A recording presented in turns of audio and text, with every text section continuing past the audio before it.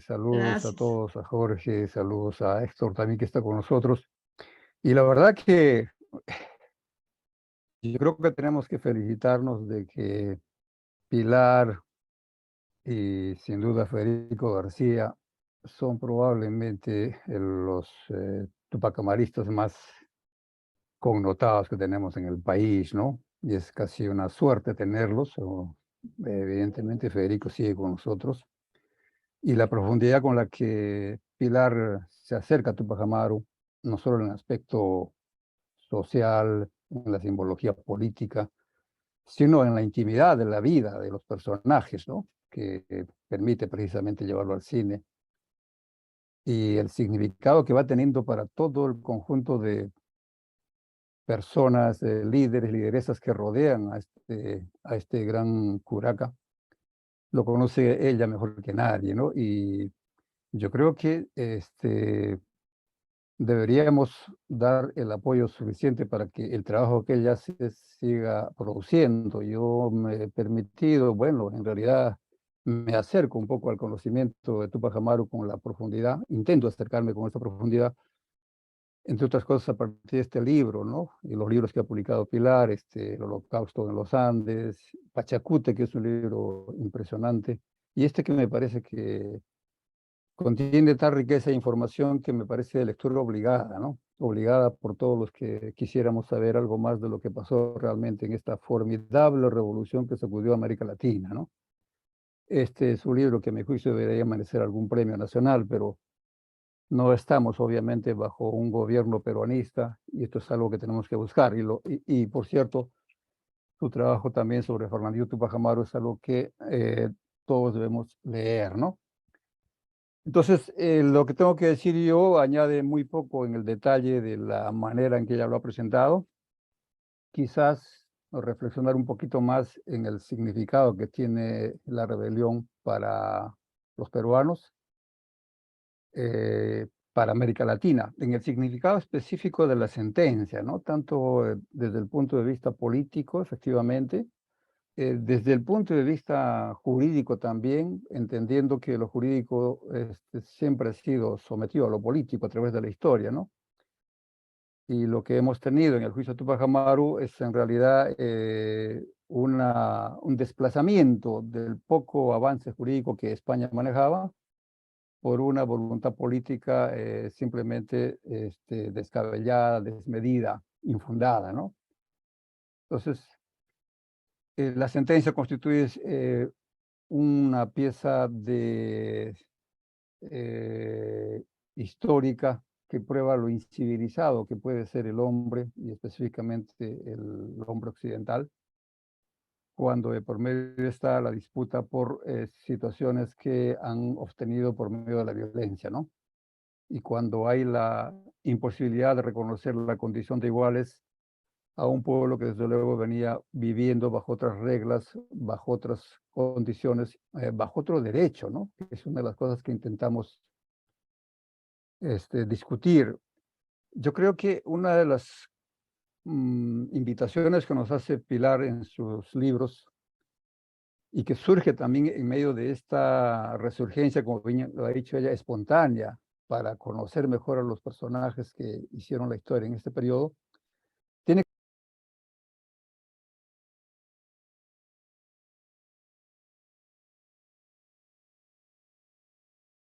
en un patrón estrictamente occidental, ¿no? Nuestra misión fue desde el inicio occidentalizar las sociedades nuestras, ¿no? Y todo el sistema legal que las universidades siguen enseñando, trabajando y con el cual se ha configurado este aparato que llamamos de justicia en el país, responde a una racionalidad occidental que desplazó por completo las razones que podía haber aportado la experiencia andina en todo lo que significa la vida en comunidad, el respeto de la persona, el amor al trabajo, el sentido de la reciprocidad, la idea de compartir en común tanto los tiempos buenos como los tiempos malos, y la idea también de respetar al Inca en la medida que personifica un poco las virtudes del gobernante, etcétera. Todo eso es desplazado, ¿no? Y es dejado de lado y no entra para nada en la enseñanza, en la constitución del derecho, ni mucho menos en la enseñanza, ¿no? Y por cierto, es casi ajeno a la percepción cultural de la gente de las ciudades, ¿no? Pero por suerte, en las comunidades del campo se observa, subsiste, supongo que mucho pesa la tradición oral, y entonces creo que estas discusiones que hacemos en gran parte deben ayudarnos a mirar a los ojos al a las motivaciones jurídicas que están en el fondo de la rebelión de Tupac Amaru. Indudablemente, cuando él se revela, es porque cuestiona el orden que la colonia impone, ¿no?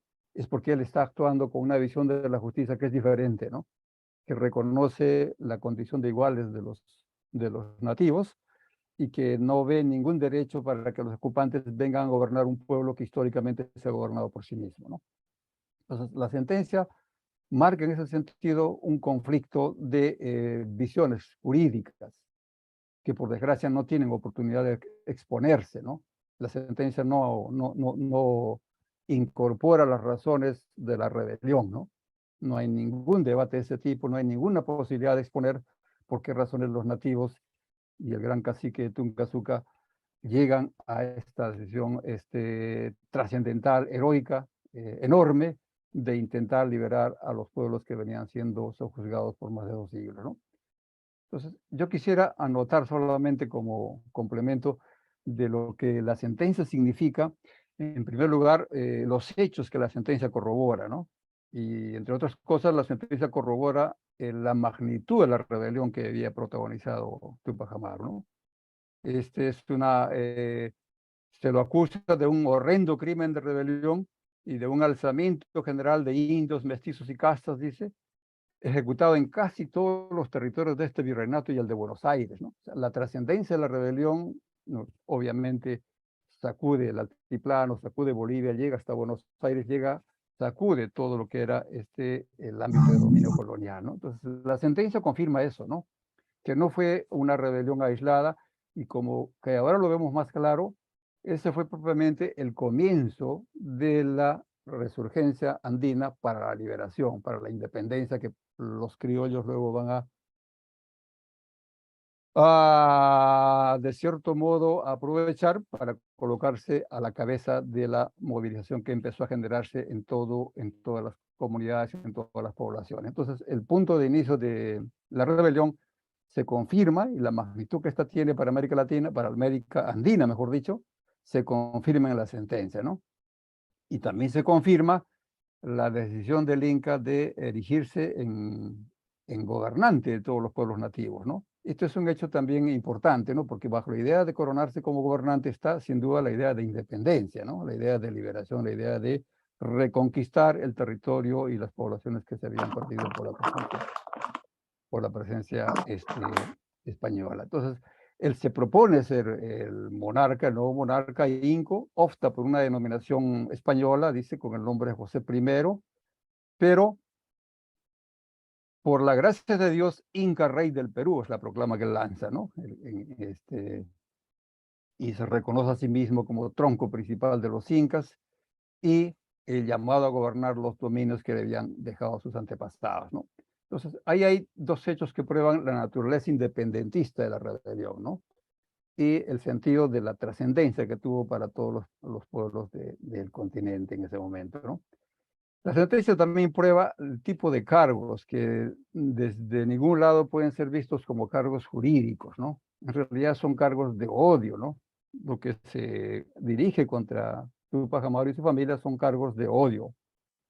Se habla de un horrendo crimen de rebelión que no toma en cuenta las razones por las cuales la gente apoya al cacique y no toma en cuenta la situación que venían, de hecho, protagonizando o sufriendo los nativos a manos de sus dominadores, ¿no? En ningún momento se permite que los acusados hagan la defensa de su punto de vista, ¿no? Que expongan a la manera de una representación, a la manera de una defensa, cuáles son las razones personales, históricas, sociales que los llevan a esa decisión, ¿no? Entonces uno podría imaginarse qué habría pasado si la sentencia reproduce, por ejemplo, los términos del alegato de Túpac Amaru mismo, ¿no? Si no habría sido un alegato de la envergadura, por ejemplo, de la defensa que hace Jorge Dimitrov cuando es acusado por los fascistas en los años 30, ¿no? Y que termina arrinconando a los fascistas con las razones que le asisten, ¿no? Y si no habría sido un alegato de la altura del de Fidel Castro cuando hace su defensa bajo el claro mensaje de la historia me absolverá, ¿no? Entonces, si este alegato de defensa de Túpac Amaru se hubiese permitido y se hubiese incorporado en la sentencia como parte de lo que él dijo, indudablemente estaríamos o habrían estado los propios jugadores ante una dificultad de poder hacer lo que hicieron para simplemente aniquilar y eliminar a los rebeldes, ¿no? Tendrían que haber valorado las razones que sin duda llegaban a todos con un sentido de justicia que no era extraño a la época, ¿no? Esto es una de las cosas que también vale destacar, ¿no? La sentencia no corresponde a los criterios de justicia que en ese momento se manejaban, que ya estaban presentes, ¿no? Recordemos que los colonizadores vienen con la cruz como símbolo, ¿no? Y vienen con el cristianismo como mensaje, ¿no? Pero el cristianismo, leído por debajo o por al margen de lo que la iglesia decía, tiene un enorme sentido de justicia, ¿no? Que es justamente lo que atrae a los nativos, ¿no? Y que es lo que lleva, por ejemplo, a Blas Valera a decir que era posible lograr un encuentro entre la religión natural de los nativos y la religión cristiana, porque en realidad las prácticas son muy similares, ¿no? Blas Valera, entre paréntesis, ha dicho, se propone armar una confluencia y lo propone así a la Iglesia Católica, de construir una religión que no se imponga mediante la fuerza como venían haciendo los conquistadores, sino que tome en cuenta el conjunto de prácticas de los propios nativos, porque tienen mucho de común con lo que el cristianismo promueve, ¿no? Entonces, el sentido de justicia reinante era el de una igualdad natural, ¿no? Sin embargo, nada de esto se expresa en el juicio contra Túpac Amaru, ¿no? El sentido de justicia es simplemente ignorado por completo, ¿no? Entonces, lo que tenemos es esencialmente cargos de odio que se dirigen por la osadía de un curaca, de un jefe inca, de intentar cambiar el orden de cosas que ellos habían impuesto, ¿no? Y si hablamos del castigo que recibe, pues ya lo ha dicho Pilar y creo que es una de las cosas que simplemente nos deja espantados, ¿no? El castigo que se le impone no responde a ninguna consideración de índole natural. Naturalmente no ocurren las cosas así en el mundo, ni las fieras proceden de esa manera cuando se agreden entre ellas, aunque se las llama fieras. Y por lo demás, esta era una práctica que se la impone de manera excepcional contra los rebeldes nativos, ¿no? Pero que no era una práctica que era reconocida en las leyes, que no era una forma de castigo que pudiese tener algún fundamento en el discurso que en el plano de la religión, en el plano de las creencias, se levantaba en el tiempo colonial, ¿no?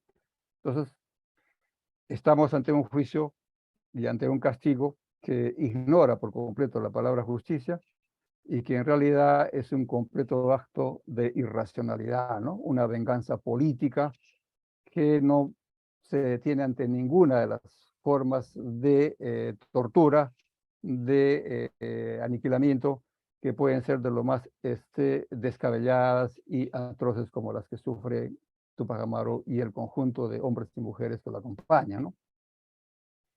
Entonces tiene sentido, y por eso me había permitido mostrar el libro de Pilar, que ella haya titulado su libro, que relata justamente la odisea de todos los jefes que acompañaron a Túpac Amaru y sobre todo las heroínas que empezamos a conocer ahora en su mejor dimensión.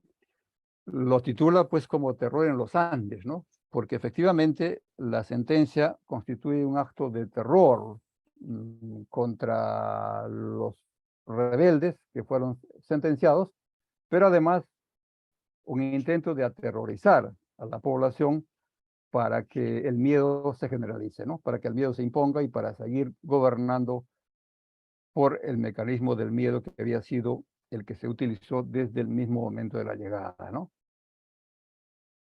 Entonces, el terror nace, se reproduce, se agiganta y se registra en esta sentencia espantosa que se firma por Areche, ¿no?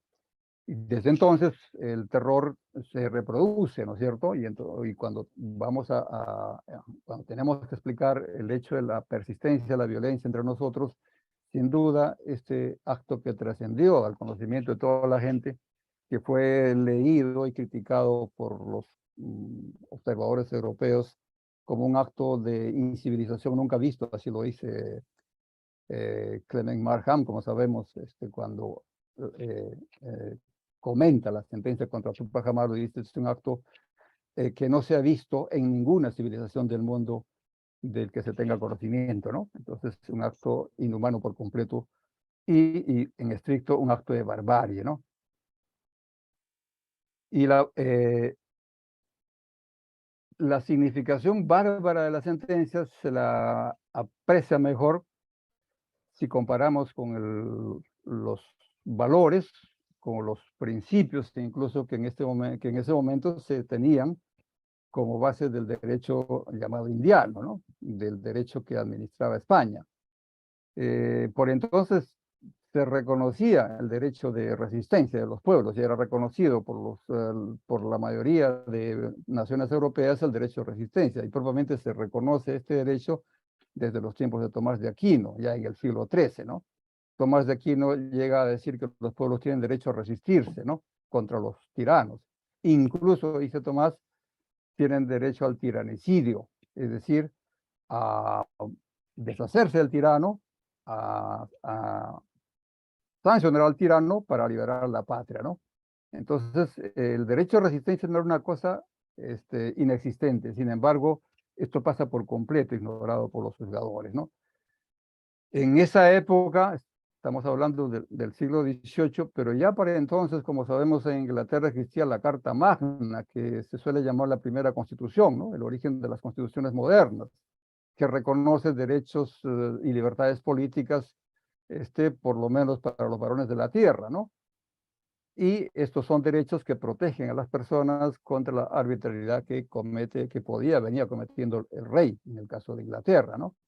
Pero entonces ya había la noción de libertades y derechos, ¿no? Sin embargo, para España esto era simplemente ignorado. Había, incluso con mayor precisión, las declaraciones de derechos, ¿no? Como sabemos, los ingleses tienen el Bill of Rights desde 1689.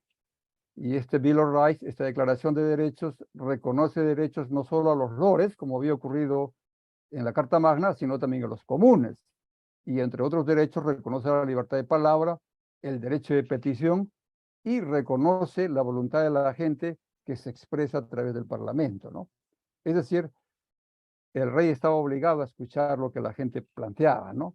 Y entonces los actos de rebeldía tenían o tendrían que juzgarse considerando hasta qué punto hay razón en lo que piden los rebeldes, hasta qué punto sus derechos deben ser considerados, ¿no? España ignora todo eso. Ignora incluso que ya Inglaterra tiene la ley de habeas corpus, ¿no? Desde 1679, ¿no? Que es una ley que permite justamente la protección de la libertad de las personas, ¿no? Es el origen de las acciones de habeas corpus que hoy tenemos en el caso de todos los derechos en general, ¿no? Y lo tenemos en el Perú también. Es decir, un mecanismo legal para proteger la libertad de las personas cuando son detenidas o acusadas arbitrariamente por el poder del gobernante. Y todo esto es simplemente ignorado. Y se ignora desde luego las propias leyes de Indias. Se ignora los postulados de la más prestigiada escuela de derecho de ese momento española, la escuela de Salamanca, ¿no? Donde ilustres juristas, religiosos desde luego, pero con mucha inspiración humana, como Francisco de Vitoria, Francisco Suárez, Juan de Mariana, que además fueron los maestros de Bartolomé de las Casas, venían fundamentando los derechos de la libertad de las personas basados en un derecho natural, es decir, defendían la condición de libertad humana porque esto es una condición humana inherente a las personas, ¿no? Y por lo tanto, defendían el poder político para el pueblo en ejercicio de esas libertades, ¿no? En especial cuando el gobernante abusa del poder para oprimir a los pueblos, ¿no? Ese discurso tampoco entra en el juicio de la sentencia, no se toma en cuenta para nada cuál era el sistema jurídico que servía de base a nivel de la elaboración de los doctrinarios para la elaboración del derecho indiano, pero para el propio derecho español en su conjunto, ¿no? Las leyes de Indias consideraban de por sí el deber de proteger y amparar a los indios, de reconocer sus títulos ancestrales, como era lo que intentaba conseguir Tupac Amaru en el juicio que venía siguiendo ante la audiencia de Lima, ¿no? Y ordenaban hacer justicia conforme a las ordenanzas y las leyes vigentes, ¿no? Y como bien lo ha señalado Pilar, castigos como el corte de la lengua, el descuartizamiento, la tortura de los condenados estaban en ese momento abolidas, estaban prohibidas por el derecho indiano, ¿no? Y sin embargo se usan, se ponen en la sentencia, se llevan a la práctica en esa medida con la completa complacencia del virrey y por supuesto con la falta de voluntad del rey de preocuparse por lo que ocurría en sus dominios en el continente americano. Entonces se impone a los rebeldes castigos que son simplemente desquiciados, que son ilegales y que son monstruosos, ¿no? ¿Dónde encontrar las razones, el fundamento que la sentencia podría apelar para justificar las medidas de esta naturaleza que manda ejecutar, ¿no? No se pueden encontrar desde ningún punto de vista en algún fundamento racional, no se pueden encontrar en algún fundamento cristiano, no se puede encontrar en algún fundamento de derecho natural como el que en ese momento se expandía en Europa, ni se pueden encontrar en las leyes que de hecho existían, intentaban regir la vida de los pueblos conquistados, ¿no? Entonces, el único espacio donde podemos encontrar el fundamento de esta sentencia es sin duda el espacio de la sinrazón, ¿no? El espacio del odio y el odio de clase, ¿no? Del odio económico y del odio político y del odio racial, ¿no? Contra los pueblos que fueron sometidos, ¿no? Entonces, estamos ante una expresión extrema de la ideología de odio que por desgracia hasta ahora se practica, ¿no? Que por desgracia hasta ahora está presente en las formas incluso que se vive bajo la democracia peruana actual, ¿no? Se trata de una acción de poder puro que el catolicismo de la iglesia en ese momento protege, pero como decimos, no guarda tampoco coherencia, no tiene fundamento en lo que el cristianismo enseña como forma de vida. Y esta es una de las cosas que también hay que valorar. La sentencia intenta imponer el miedo por medio del terror, ¿no? Y esto es algo que lamentablemente persiste, ¿no? Quiero terminar diciendo únicamente, refiriéndome a las consecuencias políticas de la rebelión para lo que ha significado la trayectoria del país desde entonces, ¿no? Hubieron muchos cambios como consecuencia de la rebelión de Tupac Amaru, pero para lo que interesa a la manera en que se fue armando o se fue formando la cultura de nuestra gente, hay que remarcar algunos hechos fundamentales. Primero, la extinción de la memoria, ¿no? La sentencia manda a ejecutar incluso documentos con el fin de desaparecer cualquier huella de la descendencia inca que tuvo Tupac Amaru y que pudiesen tener sus descendientes, ¿no? Entonces se manda que se recojan los autos seguidos sobre sus descendencias y que se quemen públicamente por los verdugos en plaza pública para que no quede memoria de tales documentos con los cuales Tupac Amaru intentaba probar su descendencia del último inca, que fue Felipe Tupac Amaru, ¿no es cierto? Se busca con la sentencia poner fin al gobierno de los indígenas, ¿no? Que en ese momento el rol protagónico lo cumplían los caciques, que efectivamente eran llamados caciques, pero tendrían que haber sido llamados curacas, y se impone el gobierno de los alcaldes, ¿no?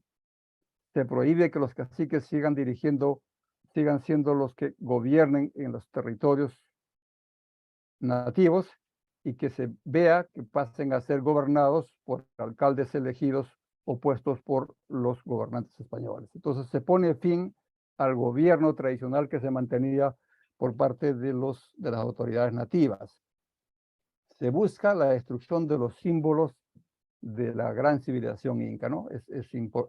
La sentencia prohíbe el uso de la mascaipacha, que Tupac Amaru lució durante la rebelión, de la borla imperial, que seguía siendo reproducida, seguía haciéndose dibujos y, en fin, tratando de guardarse como objetos de reverencia por las comunidades.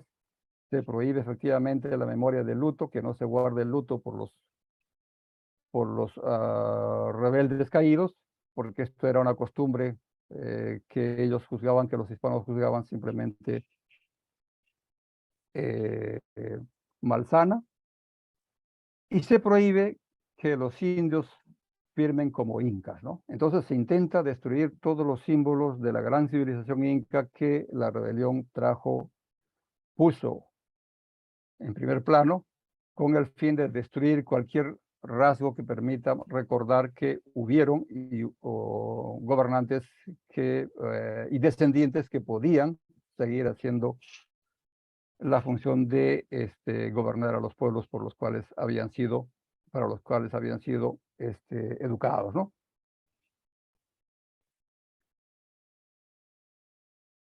Y por último, se busca la destrucción de la cultura, ¿no? Que tiene que ver con esto que ha señalado Pilar, efectivamente, la prohibición del quechua, la obligación de una castellanización mucho más generalizada. Se prohíbe la representación de comedias o actos que representen la vida de los incas. Se prohíbe en específico que se vuelva a presentar obras o dramas como el drama Ollantay, que recién volverá a ser representado en el país en el siglo XIX, y se prohíbe la difusión de los libros que se consideraban para entonces eh,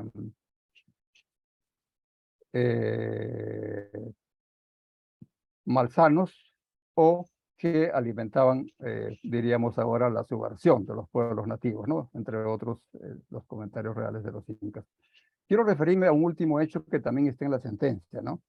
Que es el propósito de destruir los núcleos de producción nativos. En efecto, gran parte de la actividad de los nativos se realizaba en los obrajes y en los tarapiches, que eran centros de explotación, incluso inhumanos de la mano de obra andina, ¿no? Pero lo cierto es que varios de ellos fueron utilizados para producir máquinas, incluso armas que sirvieron a los rebeldes para poder armar sus ejércitos y pusieron en peligro la resistencia del ejército hispano, ¿no? Entonces, la sentencia prohíbe que se mantengan trapiches y obrajes y que se extraigan de ellos toda la maquinaria que era utilizada para fabricar cañones u otro tipo de armas que pudiesen servir a los nativos. Entonces, se va destruyendo la capacidad productiva de los nativos y entonces uno se va a dar cuenta que cuando pasan los siglos, llegamos al siglo XIX y propiamente los nativos parecen ser personas que no tienen capacidad de innovación productiva, que no tienen habilidades para la manufactura, que no desarrollan gran capacidad de industria y toda la industria va a empezar a llegar de fuera, ¿no? Este hecho es significativo desde el punto de vista de la capacidad de producción que los nativos tuvieron y que la perdieron a partir de las políticas que desde la rebelión de Tupac Amaru y en virtud en gran parte de lo que dice esta sentencia, empezaron a perseguirse, a desmantelarse, ¿no? En suma, diríamos de que la sentencia contra Tupac Amaru es indudablemente expresión de la barbarie, de una barbarie que llegó de ultramar con discursos que no se practicaban, con discursos humanistas que simplemente quedaron en la palabra, Pero al mismo tiempo, en la sentencia queda claro que Tupac Amaru está marcando el camino para la recuperación de la dignidad de los pueblos milenarios, ¿no? El acto en sí de la rebelión señala que la dignidad no se había perdido y que había mucho que debía hacerse, y que por supuesto los grandes líderes incas no habían desaparecido y no lograron tampoco desaparecer, a pesar de que lo que se hizo con él y su familia fue propiamente un genocidio, ¿no? Eso es lo que yo quisiera resaltar un poco del significado de la sentencia y el contexto y la trascendencia que tiene para nuestros pueblos. Y